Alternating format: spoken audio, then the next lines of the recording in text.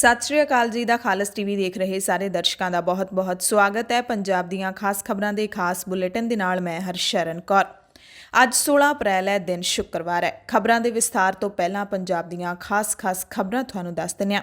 Punjab school ਸਿੱਖਿਆ board ਨੇ 5ਵੀਂ 8ਵੀਂ ਤੇ 10ਵੀਂ ਦੇ ਵਿਦਿਆਰਥੀਆਂ ਦੇ ਪੱਕੇ ਪੇਪਰ ਰੱਦ ਕਰ ਦਿੱਤੇ ਨੇ। ਵਿਦਿਆਰਥੀ ਪਿਛਲੀ ਪਰਫਾਰਮੈਂਸ ਦੇ ਆਧਾਰ ਤੇ ਅਗਲੀਆਂ ਕਲਾਸਾਂ ਵਿੱਚ ਕਰ ਦਿੱਤੇ ਜਾਣਗੇ। 12ਵੀਂ ਜਮਾਤ ਦੀਆਂ ਪ੍ਰੀਖਿਆਵਾਂ ਮੁਲਤਵੀ ਕਰ ਦਿੱਤੀਆਂ ਗਈਆਂ ਨੇ। ਪੇਪਰ ਲੈਣ ਬਾਰੇ ਫੈਸਲਾ ਬਾਅਦ ਵਿੱਚ ਲਿਆ ਜਾਵੇਗਾ। ਹਰਿਆਣਾ ਦੇ ਵਿੱਚ ਵੀ 10ਵੀਂ ਦੀਆਂ ਬੋਰਡ ਦੀਆਂ ਪ੍ਰੀਖਿਆਵਾਂ ਰੱਦ ਕਰ ਦਿੱਤੀਆਂ ਨੇ ਤੇ 12ਵੀਂ ਦੇ ਪੇਪਰ ਮੁਲਤਵੀ ਕਰ ਦਿੱਤੇ ਨੇ। ਕੈਪਟਨ ਅਮਰਿੰਦਰ ਸਿੰਘ ਮੈਰਿਜ ਪੈਲਸਾਂ ਤੇ ਸਖਤ ਹੋ ਗਏ ਨੇ। ਕੈਪਟਨ ਅਮਰਿੰਦਰ ਸਿੰਘ ਨੇ ਕਿਹਾ ਹੈ ਕਿ ਜੇ ਮੈਰਿਜ ਪੈਲਸਾਂ ਦੇ ਵਿੱਚ ਨਿਯਮਾਂ ਦੀ ਉਲੰਘਣਾ ਕੀਤੀ ਜਾਂਦੀ ਹੈ ਤਾਂ ਅਜਿਹੇ ਲੋਕਾਂ ਨੂੰ ਫੌਰੀ ਟੈਸਟਿੰਗ ਲਈ ਲਿਜਾਇਆ ਜਾਵੇ ਤੇ ਜੇਕਰ ਉਹ ਸਹਿਮਤ ਹੋਣ ਤਾਂ ਉਹਨਾਂ ਨੂੰ ਟੀਕਾ ਵੀ ਲਾਇਆ ਜਾਵੇ। CBSE ਬੋਰਡ ਵੱਲੋਂ ਪ੍ਰੀਖਿਆਵਾਂ ਰੱਦ ਤੇ ਮੁਲਤਵੀ ਕੀਤੇ ਜਾਣ ਤੋਂ ਬਾਅਦ ICSE ਬੋਰਡ ਦੀਆਂ ਪ੍ਰੀਖਿਆਵਾਂ ਵੀ ਰੱਦ ਕਰਨ ਦੀ ਮੰਗ ਉੱਠ ਖੜੀ ਹੈ। ਟਵਿੱਟਰ ਤੇ ਮੁਹਿੰਮ ਚੱਲ ਪਈ ਹੈ। ਬੋਰਡ ਦੇ ਵੱਲੋਂ ਅਧਿਕਾਰੀਆਂ ਦੇ ਨਾਲ ਸਮੀਖਿਆ ਮੀਟਿੰਗ ਕੀਤੀ ਗਈ ਹੈ ਤੇ ਇਸ ਬੋਰਡ ਦੇ ਵੱਲੋਂ ਵੀ ਪ੍ਰੀਖਿਆਵਾਂ ਰੱਦ ਜਾਂ ਮੁਲਤਵੀ ਕੀਤੀਆਂ ਜਾ ਸਕਦੀਆਂ ਨੇ।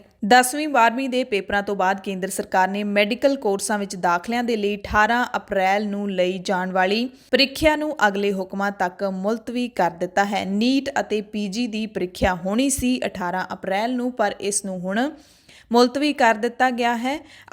ਅਗਲੀ ਤਾਰੀਖ ਹੈ ਜਿਹੜੀ ਉਹ ਦੱਸੀ ਜਾਏਗੀ। ਹਰਿਆਣਾ ਦੇ ਵਿੱਚ ਰਾਤ ਦੇ ਵਿਆਹ ਸਮਾਗਮਾਂ ਤੇ ਪਾਬੰਦੀ ਲਾ ਦਿੱਤੀ ਗਈ ਹੈ। ਸੰਸਕਾਰ ਲਈ ਸਿਰਫ 20 ਵਿਅਕਤੀ ਹੀ ਇਕੱਠੇ ਹੋ ਸਕਦੇ ਨੇ। ਅੰਦਰੂਨੀ ਤੇ ਬਾਹਰੀ ਇਕੱਠਾਂ ਦੀ ਗਿਣਤੀ ਨਿਰਧਾਰਿਤ ਕਰ ਦਿੱਤੀ ਗਈ ਹੈ। ਅੰਦਰੂਨੀ 50 ਤੇ ਬਾਹਰੀ ਇਕੱਠਾਂ ਲਈ 200 ਵਿਅਕਤੀ ਹੀ ਇਕੱਠੇ ਹੋ ਸਕਦੇ ਨੇ।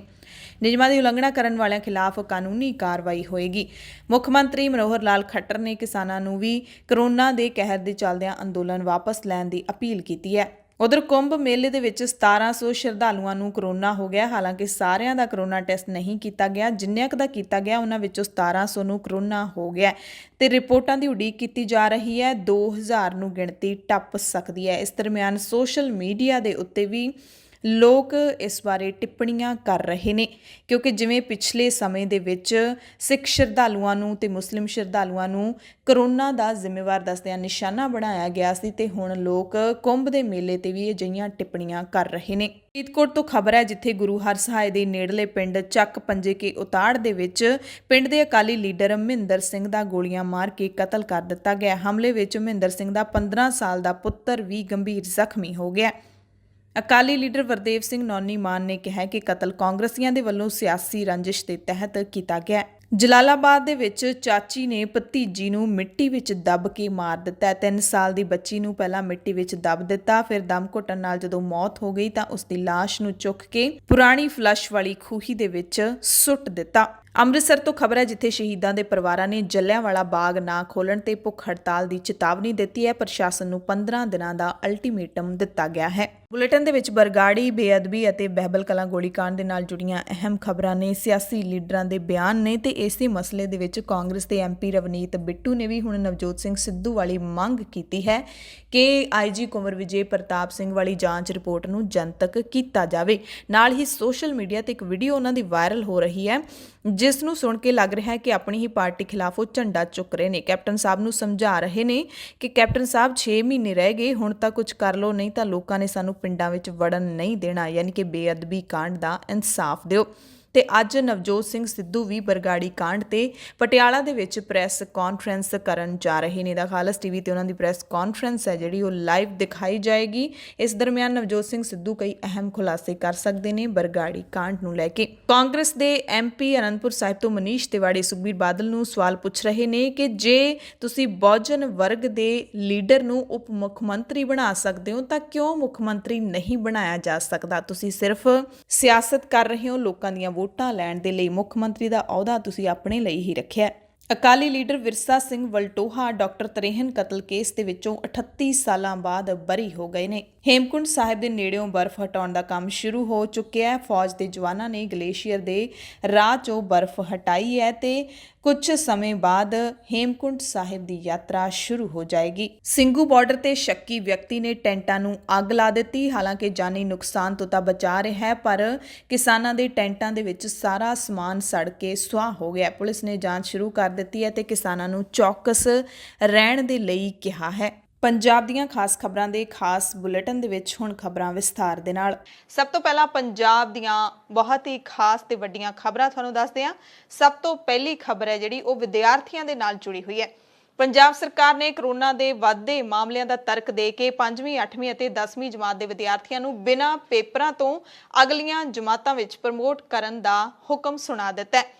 12ਵੀਂ ਜਮਾਤ ਦੇ ਪੱਕੇ ਪੇਪਰ ਫਿਲਹਾਲ ਪੰਜਾਬ ਦੇ ਵਿੱਚ ਰੱਦ ਕਰ ਦਿੱਤੇ ਗਏ ਨੇ। ਪੰਜਾਬ ਸਕੂਲ ਸਿੱਖਿਆ ਬੋਰਡ ਦੇ ਅਧੀਨ ਜਿਹੜੇ ਵਿਦਿਆਰਥੀ ਪੜ੍ਹ ਰਹੇ ਨੇ, ਮੁੱਖ ਮੰਤਰੀ ਕੈਪਟਨ ਅਮਰਿੰਦਰ ਸਿੰਘ ਨੇ ਕੋਵਿਡ ਰਿਵਿਊ ਬੈਠਕ ਕੀਤੀ, ਜਿਸ ਦੌਰਾਨ ਇਹ ਫੈਸਲਾ ਲਿਆ ਗਿਆ। ਸਿਹਤ ਮੰਤਰੀ ਬਲਵੀਰ ਸਿੰਘ ਸਿੱਧੂ ਨੇ ਦੱਸਿਆ ਕਿ ਪੰਜਾਬ ਅੰਦਰ ਫਿਲਹਾਲ ਵੀਕਐਂਡ ਲਾਕਡਾਊਨ ਨਹੀਂ ਲੱਗ ਰਿਹਾ। ਵੀਕਐਂਡ ਲਾਕਡਾਊਨ ਨੂੰ ਲੈ ਕੇ ਕਾਫੀ ਚਰਚਾ ਹੋ ਰਹੀ ਸੀ ਕਿ ਜਿਹੜੀ 15 ਅਪ੍ਰੈਲ ਨੂੰ ਪੰਜਾਬ ਦੇ ਵਿੱਚ ਕੋਵਿਡ ਰਿਵਿਊ ਦੀ ਬੈਠਕ ਹੋਣੀ ਹੈ, ਉਸ ਦੇ ਵਿੱਚ ਲਾਕਡਾਊਨ ਨੂੰ ਲੈ ਕੇ ਕੋਈ ਫੈਸਲਾ ਲਿਆ ਜਾ ਸਕਦਾ ਹੈ, ਪਰ ਅਜਿਹਾ ਕੋਈ ਫੈਸਲਾ ਲਾਗੂ ਨਹੀਂ ਕੀਤਾ ਗਿਆ ਤੇ ਪੰਜਾਬ ਦੇ ਲੋਕ ਵੀ ਨਹੀਂ ਚਾਹੁੰਦੇ ਕਿ ਪੰਜਾਬ 'ਚ ਮੁੜ ਤੋਂ ਲਾਕਡਾਊਨ ਲੱਗੇ। ਆਰਥਿਕਤਾ ਮੁੜ ਤੋਂ ਲੀਹਾਂ ਤੇ ਆਈ ਹੈ, ਇਸ ਕਰਕੇ ਲੋਕ ਹੁਣ ਉਸੇ ਨਾਲ ਹੀ ਅੱਗੇ ਵਧਣਾ ਚਾਹੁੰਦੇ ਨੇ। ਬਲਵੀਰ ਸਿੰਘ ਸਿੱਧੂ ਨੇ ਦੱਸਿਆ ਕਿ ਹੋਮ ਕੁਆਰੰਟਾਈਨ ਮਰੀਜ਼ਾਂ ਨੂੰ ਪੰਜਾਬ ਸਰਕਾਰ ਦੇ ਵੱਲੋਂ ਫ੍ਰੀ ਫੂਡ ਪੈਕੇਟ ਦਿੱਤੇ ਜਾਣਗੇ, ਪਰ ਜਿਹੜੇ ਲੋੜਵੰਦ ਲੋਕ ਨੇ ਉਹਨਾਂ ਨੂੰ ਹੀ ਦਿੱਤੇ ਜਾਣਗੇ। ਸੋ 12ਵੀਂ ਜਮਾਤ ਦੀਆਂ ਪ੍ਰੀਖਿਆਵਾਂ ਮੁਲਤਵੀ ਕੀਤੀਆਂ ਗਈਆਂ ਨੇ ਪੰਜਾਬ ਦੇ ਵਿੱਚ, ਤੇ ਜਦੋਂ ਅਗਲੀ ਜਿਹੜੀ ਤਰੀਕ ਐਲਾਨੀ ਜਾਏਗੀ ਪੇਪਰਾਂ ਦੀ, ਤਰੀਕ ਤੋਂ 10 ਦਿਨ ਪਹਿਲਾਂ ਬੱਚਿਆਂ ਨੂੰ ਦੱਸ ਦਿੱਤਾ ਜਾਏਗਾ। ਸਾਰੇ ਵਿਦਿਆਰਥੀਆਂ ਨੂੰ ਬੋਰਡ ਦੀ ਵੈਬਸਾਈਟ ਦੇ ਰਾਹੀਂ ਤੇ ਪੰਜਾਬ ਸਰਕਾਰ ਦੇ ਵੱਲੋਂ ਐਲਾਨ ਕਰਕੇ ਦੱਸ ਦਿੱਤਾ ਜਾਊਗਾ ਤਾਂ ਕਿ 10 ਦਿਨ ਉਹਨਾਂ ਨੂੰ ਪੇਪਰਾਂ ਦੀ ਤਿਆਰੀ ਦੇ ਲਈ ਮਿਲ ਸਕਣ।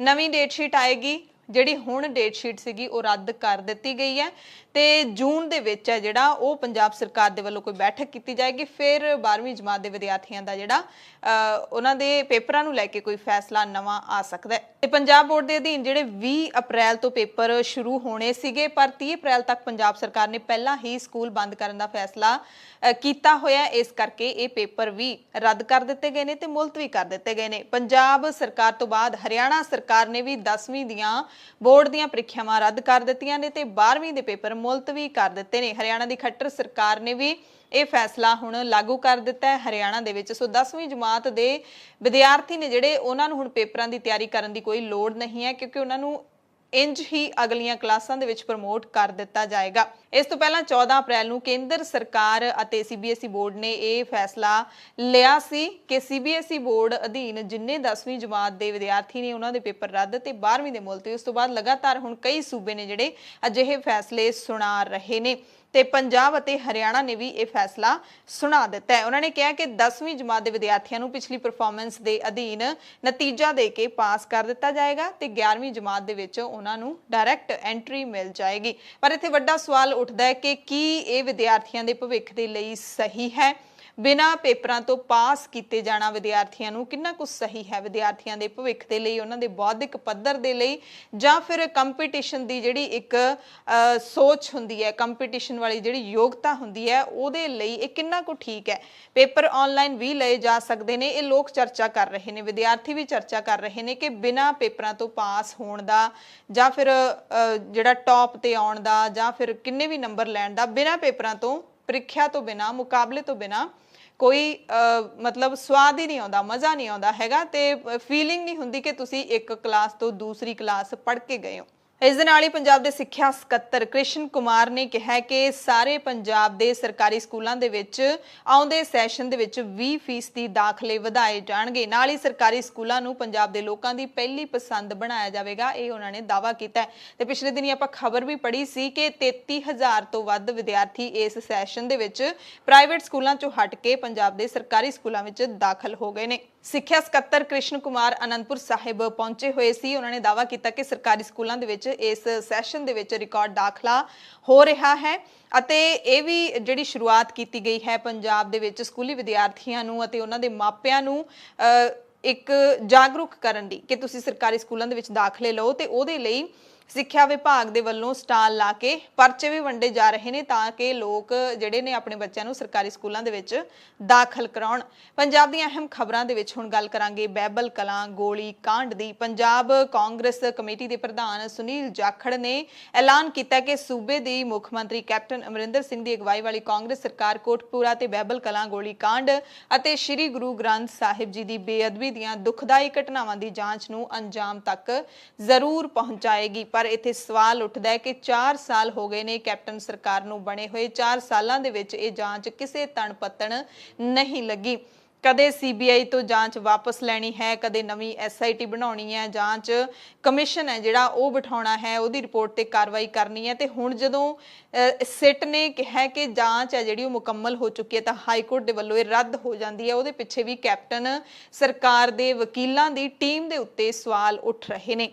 ਸੋ ਜੇ ਕੈਪਟਨ ਸਰਕਾਰ ਇੰਨੀ ਗੰਭੀਰ ਹੈ ਜਾਂ ਇੰਨੀ ਗੰਭੀਰ ਸੀ ਤਾਂ ਹਾਲੇ ਤੱਕ ਬਹਿਬਲ ਕਲਾਂ ਗੋਲੀ ਕਾਂਡ ਅਤੇ ਬੇਅਦਬੀ ਕਾਂਡ ਦਾ ਮਸਲਾ ਹੱਲ ਕਿਉਂ ਨਹੀਂ ਹੋਇਆ। ਪਰ ਪੰਜਾਬ ਕਾਂਗਰਸ ਦੇ ਪ੍ਰਧਾਨ ਕਹਿ ਰਹੇ ਨੇ ਕਿ ਅਸੀਂ ਇਸ ਜਾਂਚ ਨੂੰ ਅੰਜਾਮ ਤੱਕ ਜ਼ਰੂਰ ਪਹੁੰਚਾਵਾਂਗੇ। 2022 ਦੇ ਵਿੱਚ ਚੋਣਾਂ ਹੋਣ ਵਾਲੀਆਂ ਨੇ, 1 ਸਾਲ ਤੋਂ ਵੀ ਘੱਟ ਸਮਾਂ ਰਹਿ ਗਿਆ।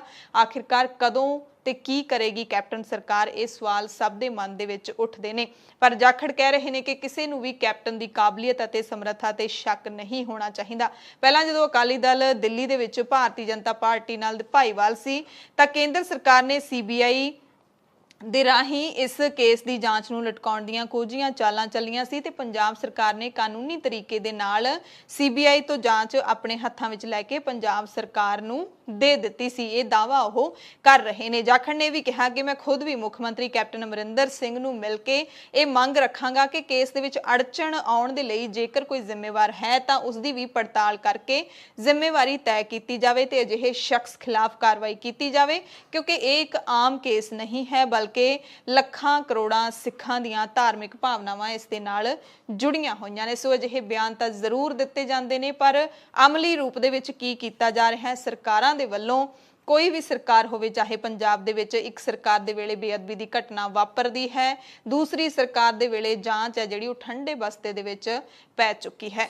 ਤੇ ਇਸ ਮਸਲੇ ਨੂੰ ਲੈ ਕੇ ਜਿਹੜੇ ਜਾਂਚ ਕਰਨ ਵਾਲੀ ਐਸਆਈਟੀ ਦੇ ਆਈਜੀ ਕੁੰਵਰ ਵਿਜੇ ਪ੍ਰਤਾਪ ਸਿੰਘ ਉਹ ਆਪਣਾ ਅਸਤੀਫਾ ਦੇਣ ਦੇ ਉੱਤੇ ਲਗਾਤਾਰ ਅੜੇ ਹੋਏ ਨੇ। ਉਹਨਾਂ ਨੇ ਅਕਾਲ ਪੁਰਖ ਦੀ ਕਚਹਿਰੀ ਦੇ ਵਿੱਚ ਵੀ ਹੁਣ ਅਪੀਲ ਦਾਇਰ ਕੀਤੀ ਹੈ ਕਿ ਇਸ ਕੇਸ ਦੇ ਵਿੱਚ ਮੈਂ ਕਿੰਨੇ ਸੱਚੇ ਤੇ ਨਿਰਪੱਖ ਤਰੀਕੇ ਨਾਲ ਜਾਂਚ ਕੀਤੀ ਹੈ ਇਹ ਅਕਾਲ ਪੁਰਖ ਜਾਣਦਾ ਹੈ ਤੇ ਜੋ ਮੇਰੀ ਰਿਪੋਰਟ ਦੇ ਵਿੱਚ ਲਿਖਿਆ ਹੋਇਆ ਇੱਕ ਇੱਕ ਤੱਥ ਸੱਚਾ ਹੈ। ਤੇ ਮੁੱਖ ਮੰਤਰੀ ਕੈਪਟਨ ਅਮਰਿੰਦਰ ਸਿੰਘ ਕਹਿੰਦੇ ਆਈਜੀ ਕੁੰਵਰ ਵਿਜੇ ਪ੍ਰਤਾਪ ਸਿੰਘ ਨੂੰ ਲਗਾਤਾਰ ਮਨਾਉਣ ਦੀ ਕੋਸ਼ਿਸ਼ ਕਰ ਰਹੇ ਨੇ ਕਿ ਅਸਤੀਫਾ ਵਾਪਸ ਲੈ ਲੈਣ, ਪਰ ਹਾਲੇ ਤੱਕ ਅਧਿਕਾਰਿਕ ਤੌਰ ਤੇ ਕੋਈ ਵੀ ਅਜਿਹਾ ਜਿਹੜਾ ਤਕਨੀਕੀ ਪੱਖੋਂ ਆਪਾਂ ਕਹਿ ਸਕਦੇ ਹਾਂ ਕਿ ਪੰਜਾਬ ਸਰਕਾਰ ਦਾ ਕੋਈ ਬਿਆਨ ਨਹੀਂ ਆਇਆ ਹੈ, ਕਿਉਂਕਿ ਆਈਜੀ ਕਹਿ ਰਹੇ ਨੇ ਕਿ ਮੈਂ ਹੁਣ ਇਸ ਅਹੁਦੇ ਤੇ ਨਹੀਂ ਰਹਿਣਾ, ਸਮਾਜ ਸੇਵਾ ਮੈਂ ਕਰਾਂਗਾ ਪਰ ਆਈਜੀ ਬਣ ਕੇ ਨਹੀਂ ਕਰਾਂਗਾ, ਆਈਪੀਐਸ ਦੇ ਅਹੁਦੇ ਤੇ ਰਹਿੰਦਿਆਂ ਮੈਂ ਨਹੀਂ ਕਰਾਂਗਾ। ਦੇਖਦੇ ਹਾਂ ਹੁਣ ਹੁੰਦਾ ਕੀ ਹੈ। ਤੇ ਇਸ ਮਸਲੇ ਤੇ ਪੰਜਾਬ ਦੀ ਸਿਆਸਤ ਵੀ ਪੂਰੀ ਭਖੀ ਹੋਈ ਹੈ। ਸਾਰੀਆਂ ਜਿਹੜੀਆਂ ਸਿਆਸੀ ਪਾਰਟੀਆਂ ਨੇ ਉਹ ਆਪੋ ਆਪਣੇ ਤੌਰ ਤੇ ਇਸ ਮੁੱਦੇ ਨੂੰ ਖੂਬ ਵਰਤਣ ਦੀ ਕੋਸ਼ਿਸ਼ ਕਰ ਰਹੀਆਂ ਨੇ।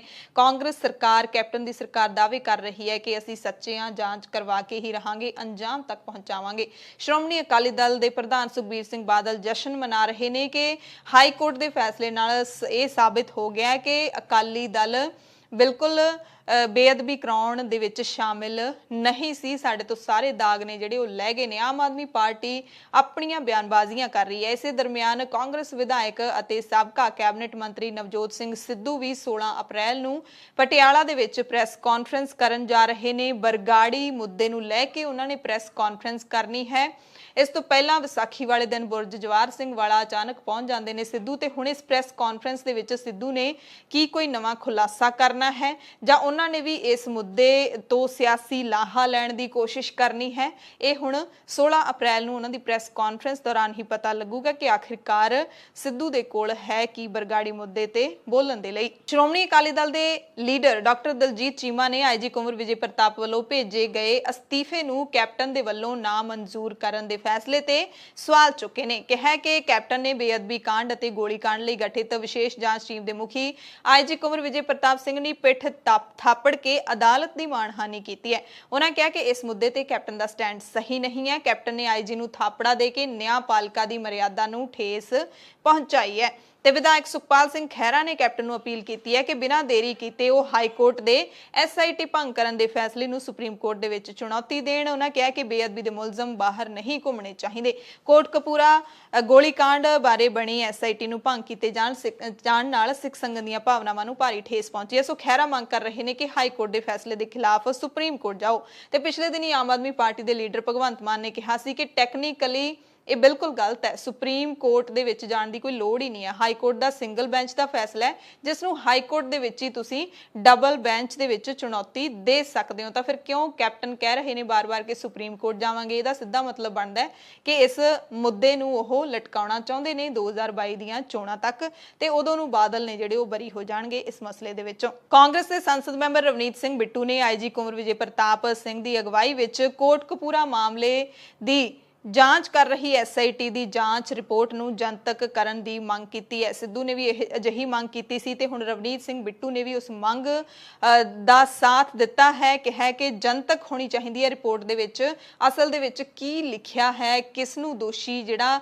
ਸਾਬਿਤ ਕੀਤਾ ਗਿਆ ਹੈ ਉਹ ਪਤਾ ਲੱਗਣਾ ਚਾਹੀਦਾ ਹੈ। ਬਿੱਟੂ ਨੇ ਕਿਹਾ ਕਿ ਜੇ ਇਨਸਾਫ ਨਾ ਮਿਲਿਆ ਤਾਂ ਸਾਡਾ ਯਾਨੀ ਕਿ ਲੀਡਰਾਂ ਦਾ ਪਿੰਡਾਂ 'ਚ ਜਾਣਾ ਮੁਸ਼ਕਿਲ ਹੋ ਜਾਊਗਾ। ਲੋਕ ਸਾਨੂੰ ਵੀ ਇਹਨਾਂ ਦੇ ਬਰਾਬਰ ਦੋਸ਼ੀ ਸਾਬਿਤ ਕਰਨਗੇ, ਲੋਕ ਸਾਨੂੰ ਇਹਨਾਂ ਦੇ ਨਾਲ ਰਲੇ ਹੋਏ ਕਹਿਣਗੇ ਤੇ ਗੁਰੂ ਘਰ ਦੇ ਦੋਖੀਆਂ ਦੇ ਨਾਲ ਅਸੀਂ ਆਪਣਾ ਨਾਮ ਜੋੜਨਾ ਨਹੀਂ ਚਾਹੁੰਦੇ ਤੇ ਗੁਰੂ ਸਾਹਿਬ ਨੇ ਇਹਨਾਂ ਨੂੰ ਤਾਂ ਕਦੇ ਵੀ ਮਾਫ ਨਹੀਂ ਕਰਨਾ ਤੇ ਜੇ ਅਸੀਂ ਜਾਂਚ ਰਿਪੋਰਟ ਜਨਤਕ ਨਾ ਕੀਤੀ ਤਾਂ ਸਾਨੂੰ ਵੀ ਕਦੇ ਮਾਫ ਨਹੀਂ ਕਰਨਾ। ਸੋ ਇਹ ਤਾਂ ਪੰਜਾਬ ਸਰਕਾਰ ਦੇ ਹੱਥ ਦੇ ਵਿੱਚ ਹੈ ਕਿ ਜਿਹੜੀ ਕੁੰਵਰ ਵਿਜੇ ਪ੍ਰਤਾਪ ਸਿੰਘ ਨੇ ਰਿਪੋਰਟ ਤਿਆਰ ਕੀਤੀ ਹੈ ਉਸ ਨੂੰ ਜਨਤਕ ਕਰਨ ਤਾਂ ਕਿ ਲੋਕਾਂ ਨੂੰ ਪਤਾ ਲੱਗੇ ਕਿ ਰਿਪੋਰਟ ਦੇ ਵਿੱਚ ਆਖਿਰਕਾਰ ਲਿਖਿਆ ਕੀ ਹੈ। ਕਾਂਗਰਸ ਵਿਧਾਇਕ ਕੁਲਦੀਪ ਵੈਦ ਨੇ ਕਾਂਗਰਸ ਸੰਸਦ ਮੈਂਬਰ ਰਵਨੀਤ ਬਿੱਟੂ ਨੇ ਜਿਹੜੀ ਰਿਪੋਰਟ ਜਨਤਕ ਕਰਨ ਦੀ ਮੰਗ ਕੀਤੀ ਹੈ ਉਸ ਮੰਗ ਦਾ ਸਮਰਥਨ ਕਰਦਿਆਂ ਕਿਹਾ ਕਿ ਐਸਆਈਟੀ ਦੀ ਰਿਪੋਰਟ ਕੋਈ ਗੁਪਤ ਦਸਤਾਵੇਜ਼ ਨਹੀਂ ਹੈ, ਇਹ ਜਨਤਕ ਹੋਣੀ ਚਾਹੀਦੀ ਹੈ। ਸ਼੍ਰੀ ਗੁਰੂ ਗ੍ਰੰਥ ਸਾਹਿਬ ਜੀ ਦੇ ਮਸਲੇ ਤੇ ਸ਼੍ਰੋਮਣੀ ਅਕਾਲੀ ਦਲ ਦੇ ਲੀਡਰਾਂ ਨੇ ਜੋ ਸਿਆਸਤ ਖੇਡੀ ਹੈ, ਇਸ ਮਾਮਲੇ ਵਿੱਚ 9 ਬੰਦੇ ਫੜੇ ਵੀ ਗਏ। ਇਹਨਾਂ ਬੰਦਿਆਂ ਨੇ ਸ਼੍ਰੀ ਗੁਰੂ ਗ੍ਰੰਥ ਸਾਹਿਬ ਜੀ ਦੀ ਬੇਅਦਬੀ ਕਰਨ ਦੀ ਗੱਲ ਵੀ ਮੰਨੀ, ਪਰ ਸ਼੍ਰੋਮਣੀ ਅਕਾਲੀ ਦਲ ਨੇ ਸ਼੍ਰੀ ਗੁਰੂ ਗ੍ਰੰਥ ਸਾਹਿਬ ਜੀ ਦਾ ਰਾਮ ਰਹੀਮ ਦੇ ਨਾਲ ਸੌਦਾ ਕਰ ਦਿੱਤਾ। ਅਕਾਲੀ ਦਲ ਨੇ ਸਿਨੇਮਾ ਦੇ ਆਲੇ ਦੁਆਲੇ ਪੋਸਟਰ ਲਾ ਕੇ ਉਸ ਦੀਆਂ ਫਿਲਮਾਂ ਚਲਵਾਈਆਂ। ਅਕਾਲੀ ਦਲ ਨੇ ਰਾਮ ਰਹੀਮ ਨੂੰ ਸ਼੍ਰੀ ਅਕਾਲ ਤਖਤ ਸਾਹਿਬ ਮੂਹਰੇ ਪੇਸ਼ ਹੋਣ ਤੋਂ ਬਿਨਾਂ ਹੀ ਮਾਫੀ ਦੁਆ ਦਿੱਤੀ। ਸੋ ਉਹ ਲੀਡਰ ਜਿਹੜੇ ਰਾਮ ਰਹੀਮ ਸਿਰਸੇ ਵਾਲੇ ਬਲਾਤਕਾਰੀ ਤੇ ਕਾਤਲ ਸਾਧ ਦੇ ਨਾਲ ਮਿਲੇ ਹੋਏ ਨੇ, ਉਹਨਾਂ ਦੇ ਪਾਜ ਨੇ ਜਿਹੜੇ ਜ਼ਰੂਰ ਉਗੜਨੇ ਚਾਹੀਦੇ ਨੇ। ਸੋ ਮੰਗ ਹੁਣ ਵੱਡੀ ਹੁੰਦੀ ਜਾ ਰਹੀ ਹੈ ਰਿਪੋਰਟ ਨੂੰ ਜਨਤਕ ਕਰਨ ਦੀ ਤੇ ਕੈਪਟਨ ਸਾਹਿਬ ਕਦੋਂ ਇਸ ਤੇ ਹੁਕਮ ਸੁਣਾਉਂਦੇ ਨੇ, ਫੈਸਲਾ ਸੁਣਾਉਂਦੇ ਨੇ, ਇਸ ਦੀ ਸਭ ਨੂੰ ਉਡੀਕ ਰਹੇਗੀ। ਸੋ ਕਾਂਗਰਸ ਵਿਧਾਇਕ ਕੁਲਦੀਪ ਵੈਦ ਨੇ ਜਿਹੜਾ ਇਲਜ਼ਾਮ ਲਾਇਆ ਕਿ ਸ਼੍ਰੋਮਣੀ ਅਕਾਲੀ ਦਲ ਨੇ ਪਾਵਨ ਸ਼੍ਰੀ ਗੁਰੂ ਗ੍ਰੰਥ ਸਾਹਿਬ ਜੀ ਦੇ ਸਰੂਪ ਦਾ ਰਾਮ ਰਹੀਮ ਦੇ ਨਾਲ ਸੌਦਾ ਕੀਤਾ, ਉਸ ਤੋਂ ਬਾਅਦ ਅਕਾਲੀ ਲੀਡਰ ਚਰਨਜੀਤ ਸਿੰਘ ਬਰਾੜ ਨੇ ਵੀ ਇਸ ਦਾ ਜਵਾਬ ਦਿੱਤਾ ਹੈ। ਕੁਲਦੀਪ ਵੈਦ ਨੂੰ ਜਵਾਬ ਦਿੰਦਿਆਂ ਕਿਹਾ ਕਿ ਕਾਂਗਰਸ ਪਾਰਟੀ ਸ਼੍ਰੀ ਅਕਾਲ ਤਖਤ ਸਾਹਿਬ ਨੂੰ ਢਾਉਣ ਵਾਲੀ ਪਾਰਟੀ ਹੈ। ਕਾਂਗਰਸ ਦੇ ਲਈ ਸ਼੍ਰੀ ਅਕਾਲ ਤਖਤ ਸਾਹਿਬ ਜੀ ਦੇ ਫੈਸਲਿਆਂ ਤੇ ਉਂਗਲ ਚੁੱਕਣਾ ਵੀ ਕੋਈ ਵੱਡੀ ਗੱਲ ਨਹੀਂ ਹੈ। ਸ਼੍ਰੀ ਅਕਾਲ ਤਖਤ ਸਾਹਿਬ ਸਿੱਖ ਨੂੰ ਸਿਰਫ ਤਲਬ ਕਰ ਸਕਦਾ ਹੈ, ਹੋਰ ਕੋਈ ਸਜ਼ਾ ਜਿਹੜੀ ਉਹ ਨਹੀਂ ਲਾਈ ਜਾ ਸਕਦੀ। ਦੁਨਿਆਵੀ ਤੌਰ ਦੇ ਉੱਤੇ ਸਿਰਫ ਧਾਰਮਿਕ ਤਨਖਾਹ ਇਥੋਂ ਲਾਈ ਜਾਂਦੀ ਹੈ। ਚਰਨਜੀਤ ਬਰਾੜ ਨੇ ਆਈਜੀ ਕੁੰਵਰ ਵਿਜੇ ਪ੍ਰਤਾਪ ਸਿੰਘ ਤੇ ਵੀ ਸਖਤ ਟਿੱਪਣੀ ਕੀਤੀ ਹੈ ਕਿ ਉਹ ਇਕੱਲਾ ਹੀ ਪ੍ਰਧਾਨ ਬਣਿਆ ਫਿਰਦਾ ਸੀ। ਐਸਆਈਟੀ ਦੇ ਸਾਰੇ ਮੈਂਬਰਾਂ ਨੂੰ ਉਸਨੇ ਬਾਹਰ ਕੱਢ ਦਿੱਤਾ ਸੀ, ਜਿਸ ਤੋਂ ਬਾਅਦ ਸਿੱਟ ਦੇ ਮੈਂਬਰਾਂ ਨੇ ਲਿਖਤੀ ਰੂਪ 'ਚ ਡੀਜੀਪੀ ਨੂੰ ਸ਼ਿਕਾਇਤ ਵੀ ਕੀਤੀ ਸੀ ਕਿ ਕੁੰਵਰ ਵਿਜੇ ਪ੍ਰਤਾਪ ਸਿੰਘ ਸਾਡੇ ਨਾਲ ਕੋਈ ਸਲਾਹ ਨਹੀਂ ਕਰਦੇ, ਸਾਨੂੰ ਰਿਪੋਰਟ ਤੱਕ ਨਹੀਂ ਦਿਖਾਉਂਦੇ। ਜਿਸ ਤੋਂ ਬਾਅਦ ਆਈਜੀ ਕੁੰਵਰ ਵਿਜੇ ਪ੍ਰਤਾਪ ਸਿੰਘ ਸਿਰਫ ਇਕੱਲੇ ਹੀ ਸਿੱਟ ਦੇ ਜ਼ਰੀਏ ਜਾਂਚ ਕਰ ਰਹੇ ਸੀ ਤੇ ਕੈਪਟਨ ਦੇ ਇਸ਼ਾਰਿਆਂ ਦੇ ਉੱਤੇ ਅਕਾਲੀ ਦਲ ਦੇ ਵਿਰੋਧ ਦੇ ਵਿੱਚ ਸਾਰੀ ਕਾਰਵਾਈ ਕੀਤੀ ਜਾ ਰਹੀ ਸੀ। ਜੇ ਸਿੱਖ ਭਾਈਚਾਰੇ ਦੀ ਗੱਲ ਕਰ ਲਈਏ ਜਾਂ ਪੰਥਕ ਜਥੇਬੰਦੀਆਂ ਦੀ ਗੱਲ ਕਰ ਲਈਏ ਤਾਂ ਸਾਰੇ ਆਈਜੀ ਕੁੰਵਰ ਵਿਜੇ ਪ੍ਰਤਾਪ ਸਿੰਘ ਦੀ ਜਾਂਚ ਦੇ ਉੱਤੇ ਪੂਰਾ ਭਰੋਸਾ ਜਤਾ ਰਹੇ ਨੇ। ਇਸੇ ਤਹਿਤ ਪੰਥਕ ਧਿਰਾਂ ਦੇ ਵੱਲੋਂ ਫਰੀਦਕੋਟ ਦੇ ਵਿੱਚ ਜ਼ਿਲ੍ਹਾ ਅਦਾਲਤਾਂ ਦੇ ਬਾਹਰ ਰੋਸ ਧਰਨਾ ਦਿੱਤਾ। ਰੋਸ ਹੈ ਕਿ ਹਾਈ ਕੋਰਟ ਨੇ ਇਸ ਜਾਂਚ ਰਿਪੋਰਟ ਨੂੰ ਰੱਦ ਕਿਉਂ ਕਰ ਦਿੱਤਾ ਜਿਹੜੀ ਆਈਜੀ ਕੁੰਵਰ ਵਿਜੇ ਪ੍ਰਤਾਪ ਸਿੰਘ ਨੇ ਤਿਆਰ ਕੀਤੀ ਹੈ। ਪੰਥਕ ਲੀਡਰਾਂ ਨੇ ਕਿਹਾ ਕਿ ਸਿੱਖ ਕੌਮ ਆਪਣੇ ਗੁਰੂ ਸਾਹਿਬ ਦੇ ਲਈ ਇਨਸਾਫ ਮੰਗ ਰਹੀ ਹੈ। ਪੰਜਾਬ ਸਰਕਾਰ ਤੇ ਦੋਸ਼ ਲਾਉਂਦੇ ਉਹਨਾਂ ਕਿਹਾ ਕਿ ਸੂਬਾ ਸਰਕਾਰ ਨੇ ਸਭ ਤੋਂ ਅਹਿਮ ਕੇਸ ਲੜਨ ਦੇ ਵਿੱਚ ਕੋਈ ਖਾਸ ਦਿਲਚਸਪੀ ਨਹੀਂ ਦਿਖਾਈ, ਇਸ ਕਰਕੇ ਕੋਟਕਪੂਰਾ ਗੋਲੀ ਕਾਂਡ ਦੇ ਸਾਰੇ ਦੋਸ਼ੀ ਸ਼ਰੇਆਮ ਬਾਹਰ ਘੁੰਮ ਰਹੇ ਨੇ। ਤੇ ਐਸਆਈਟੀ ਦੀ ਜਾਂਚ ਨੂੰ ਰੱਦ ਕਰਨ ਤੋਂ ਬਾਅਦ ਬਹਿਬਲ ਕਲਾਂ ਗੋਲੀकांड ਦੇ ਵਿੱਚ ਨਾਮਜ਼ਦ ਅੱਧੀ ਦਰਜਨ ਪੁਲਿਸ ਅਧਿਕਾਰੀ ਵੀ ਪੰਜਾਬ ਤੇ ਹਰਿਆਣਾ ਹਾਈ ਕੋਰਟ ਪਹੁੰਚੇ ਨੇ। ਰਿਟ ਦਾਇਰ ਕਰਕੇ ਇਹਨਾਂ ਨੇ ਬਹਿਬਲ ਕਲਾਂ ਗੋਲੀकांड ਦੀ ਸਾਰੀ ਪੜਤਾਲ ਨੂੰ ਰੱਦ ਕਰਨ ਦੀ ਮੰਗ ਕੀਤੀ ਹੈ ਕਿ ਜਿੰਨੀ ਹੁਣ ਤੱਕ ਜਾਂਚ ਹੋਈ ਹੈ, ਜਿੰਨੀਆਂ ਐਸਆਈਟੀਜ਼ ਬਣੀਆਂ, ਸਾਰੀਆਂ ਦੀ ਪੜਤਾਲ ਰੱਦ ਕੀਤੀ ਜਾਵੇ ਤੇ ਇਸ ਰਿਟ ਤੇ 20 ਅਪ੍ਰੈਲ ਨੂੰ ਸੁਣਵਾਈ ਹੋਵੇਗੀ। ਤੇ ਜੇ ਆਈਜੀ ਵਿਜੇ ਪ੍ਰਤਾਪ ਸਿੰਘ ਦੀ ਪੜਤਾਲ ਦੀ ਗੱਲ ਕਰ ਲਈਏ ਤਾਂ ਉਹਨਾਂ ਦੀ ਚਾਰਜ ਸ਼ੀਟ 15 ਅਪ੍ਰੈਲ ਤੋਂ ਬਾਅਦ ਅਦਾਲਤ ਦੇ ਵਿੱਚ ਪੇਸ਼ ਕੀਤੀ ਜਾਣੀ ਸੀ, ਜਿਸ ਵਿੱਚ ਪੰਜਾਬ ਦੇ ਚੋਟੀ ਦੇ ਸਿਆਸੀ ਲੀਡਰਾਂ ਦੇ ਨਾਮ ਸ਼ਾਮਿਲ ਹੋਣ ਦੀ ਚਰਚਾ ਵੀ ਚੱਲ ਰਹੀ ਸੀ, ਪਰ ਇਸ ਤੋਂ ਪਹਿਲਾਂ ਹੀ ਜਾਂਚ ਰਿਪੋਰਟ ਨੂੰ ਰੱਦ ਕਰ ਦਿੱਤਾ ਗਿਆ ਹੈ। ਸ਼੍ਰੋਮਣੀ ਅਕਾਲੀ ਦਲ ਦੇ ਸੀਨੀਅਰ ਲੀਡਰ ਵਿਰਸਾ ਸਿੰਘ ਵਲਟੋਹਾ ਨੂੰ ਤਰਨਤਾਰਨ ਦੀ ਸੈਸ਼ਨ ਅਦਾਲਤ ਨੇ 38 ਸਾਲ ਪੁਰਾਣੇ ਪੁਰਾਣੇ ਕੇਸ ਦੇ ਵਿੱਚੋਂ ਬਰੀ ਕਰ ਦਿੱਤਾ ਹੈ। ਵੱਡੀ ਖਬਰ ਹੈ ਕਿ 2 ਸਾਲ ਪਹਿਲਾਂ ਵਲਟੋਹਾ ਦੇ ਖਿਲਾਫ ਡਾਕਟਰ ਸੁਦਰਸ਼ਨ ਤ੍ਰੇਹਨ ਦੇ ਕਤਲ ਦੇ ਮਾਮਲੇ ਵਿੱਚ ਚਲਾਨ ਵੀ ਪੇਸ਼ ਕੀਤਾ ਗਿਆ ਸੀ, ਪਰ ਹੁਣ ਵਿਰਸਾ ਸਿੰਘ ਵਲਟੋਹਾ ਬਰੀ ਹੋ ਚੁੱਕੇ ਨੇ। ਵਲਟੋਹਾ ਨੇ ਕਿਹਾ ਕਿ ਪੰਜਾਬ ਦੇ ਮੁੱਖ ਮੰਤਰੀ ਕੈਪਟਨ ਅਮਰਿੰਦਰ ਸਿੰਘ ਦੇ ਝੂਠ ਦੀ ਹਾਰ ਹੋਈ ਹੈ ਤੇ ਸੱਚ ਦੀ ਜਿੱਤ ਹੋਈ ਹੈ। ਵਲਟੋਹਾ ਨੇ ਕਿਹਾ ਕਿ 10 ਸਾਲ ਮੈਂ ਜੇਲ੍ਹ ਵਿੱਚ ਰਿਹਾ ਤੇ 24 ਦੇ ਕਰੀਬ ਮੈਂ ਕੇਸ ਭੁਗਤੇ ਨੇ, ਸਾਰਿਆਂ ਕੇਸਾਂ ਦੇ ਵਿੱਚੋਂ ਮੈਂ ਬਰੀ ਹੋਇਆ। ਮੈਂ ਇਸ ਕੇਸ ਵਿੱਚ ਵੀ ਪਹਿਲਾਂ ਹੀ ਬਰੀ ਹੋ ਚੁੱਕਿਆ ਸੀ, ਪਰ ਕੈਪਟਨ ਨੇ ਆਪਣੇ ਰਾਜ ਦੇ ਵਿੱਚ ਮੈਨੂੰ ਜੇਲ੍ਹ ਭੇਜਣ ਦੇ ਬਹੁਤ ਯਤਨ ਵੀ ਕੀਤੇ। ਵਲਟੋਹਾ ਨੇ ਮਨੁੱਖੀ ਅਧਿਕਾਰ ਜਥੇਬੰਦੀਆਂ ਤੇ ਵੀ ਨਿਸ਼ਾਨਾ ਕਸਦਿਆਂ ਕਿਹਾ ਕਿ ਮਨੁੱਖੀ ਅਧਿਕਾਰਾਂ ਦੇ ਨਾਂ ਤੇ ਬਣੀਆਂ ਹੋਈਆਂ ਜਥੇਬੰਦੀਆਂ ਸਰਕਾਰਾਂ ਦੇ ਮੋਹਰੇ ਬਣ ਗਈਆਂ ਨੇ। ਮੀਡੀਆ ਤੇ ਵੀ ਨਿਸ਼ਾਨਾ ਕਸਿਆ ਕਿ ਮੀਡੀਆ ਨੇ ਮੇਰੇ ਮਾਮਲੇ ਵਿੱਚ ਪੱਖਪਾਤੀ ਰਿਪੋਰਟਿੰਗ ਕੀਤੀ ਹੈ। ਸੋ 38 ਸਾਲ ਪੁਰਾਣੇ ਕੇਸ ਦੇ ਵਿੱਚੋਂ ਵਿਰਸਾ ਸਿੰਘ ਵਲਟੋਹਾ ਰਿਹਾ ਹੋ ਗਏ ਨੇ ਤੇ ਉਧਰ ਬਰਗਾੜੀ ਬੇਅਦਬੀ ਮਾਮਲੇ ਦੇ ਵਿੱਚ ਸ਼੍ਰੋਮਣੀ ਅਕਾਲੀ ਦਲ ਦੇ ਪ੍ਰਧਾਨ ਸੁਖਬੀਰ ਸਿੰਘ ਬਾਦਲ ਕਹਿ ਰਹੇ ਨੇ ਕਿ ਹਾਈ ਕੋਰਟ ਦੇ ਐਲਾਨ ਤੋਂ ਬਾਅਦ ਅਸੀਂ ਵੀ ਇਸ ਕੇਸ ਦੇ ਵਿੱਚੋਂ ਨਿਕਲ ਗਏ ਹਾਂ, ਸਾਨੂੰ ਜਾਣਬੁੱਝ ਕੇ ਫਸਾਉਣ ਦੀ ਕੋਸ਼ਿਸ਼ ਕੀਤੀ ਜਾ ਰਹੀ ਸੀ।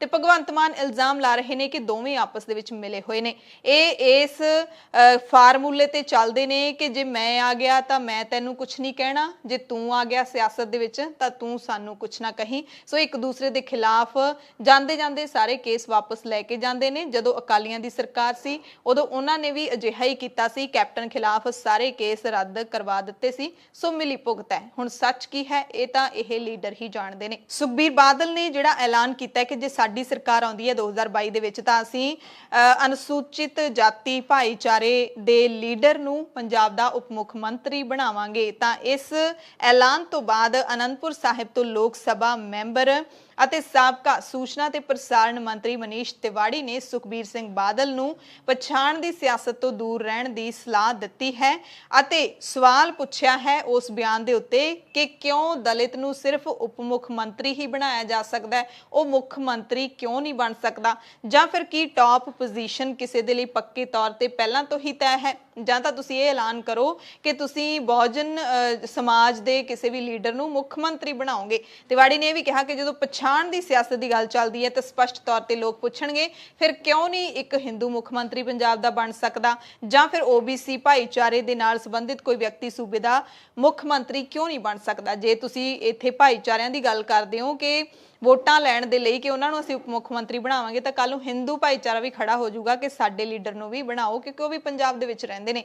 ਸੋ ਸੁਖਬੀਰ ਨੂੰ ਚੇਤਾਵਨੀ ਦਿੰਦਿਆਂ ਉਹਨਾਂ ਕਿਹਾ ਕਿ ਪਛਾਣ ਦੀ ਸਿਆਸਤ ਦੇਸ਼ ਤੇ ਸਾਡੀ ਸੱਭਿਅਤਾ ਦੇ ਲਈ ਸਮੱਸਿਆ ਬਣ ਚੁੱਕੀ ਹੈ। ਇਹ ਪੰਜਾਬ, ਪੰਜਾਬੀ ਤੇ ਪੰਜਾਬੀਅਤ ਦੇ 3 ਸ਼ਬਦਾਂ ਦੇ ਟਿਕੀ ਹੈ ਅਤੇ ਇਹ ਪੰਜਾਬ, ਪੰਜਾਬੀ ਤੇ ਪੰਜਾਬੀਅਤ ਦੇ 3 ਸ਼ਬਦਾਂ ਤੇ ਟਿਕੀ ਵਿਚਾਰਧਾਰਾ ਦੇ ਖਿਲਾਫ ਹੈ। ਉਹਨਾਂ ਕਿਹਾ ਕਿ ਸਿੱਖ ਵਿਚਾਰਧਾਰਾ ਦੇ ਸੰਸਥਾਪਕ ਸ਼੍ਰੀ ਗੁਰੂ ਨਾਨਕ ਸਾਹਿਬ ਪਾਤਸ਼ਾਹ ਨੇ ਮਾਨਸ ਕੀ ਜਾਤ ਸਭੈ ਇੱਕ ਹੈ ਪਹਿਚਾਨ ਵੋ ਦਾ ਸੰਦੇਸ਼ ਦਿੱਤਾ ਸੀ, ਤਾਂ ਫਿਰ ਅਸੀਂ ਅਜਿਹੇ ਬਿਆਨ ਜਿਹੜੇ ਜਾਤ ਨੂੰ ਲੈ ਕੇ ਹੁੰਦੇ ਨੇ ਤਾਂ ਅਸੀਂ ਕਿਵੇਂ ਦੇ ਸਕਦੇ ਹਾਂ। ਉਹਨਾਂ ਕਿਹਾ ਕਿ ਸੂਬੇ ਦੀ ਟੌਪ ਪੋਜੀਸ਼ਨ ਤੇ ਕਿਸੇ ਅਜਿਹੇ ਵਿਅਕਤੀ ਨੂੰ ਹੋਣਾ ਚਾਹੀਦਾ ਹੈ ਜਿਹਦੇ ਨਾਲ ਸੂਬਾ ਤਰੱਕੀ ਕਰੇ ਤੇ ਲੋਕਾਂ ਦੇ ਜੀਵਨ ਪੱਧਰ 'ਚ ਸੁਧਾਰ ਹੋਵੇ ਤੇ ਸਿਆਸਤ ਨਹੀਂ ਹੋਣੀ ਚਾਹੀਦੀ। ਦਿੱਲੀ ਦੇ ਸਿੰਘੂ ਬਾਰਡਰ ਤੇ ਅੱਗ ਲੱਗਣ ਦੀ ਖਬਰ ਮਿਲੀ ਹੈ। ਧਰਨਾ ਪ੍ਰਦਰਸ਼ਨ ਕਰ ਰਹੇ ਕਿਸਾਨਾਂ ਦੇ ਟੈਂਟਾਂ ਦੇ ਵਿੱਚ ਅੱਗ ਲੱਗ ਗਈ।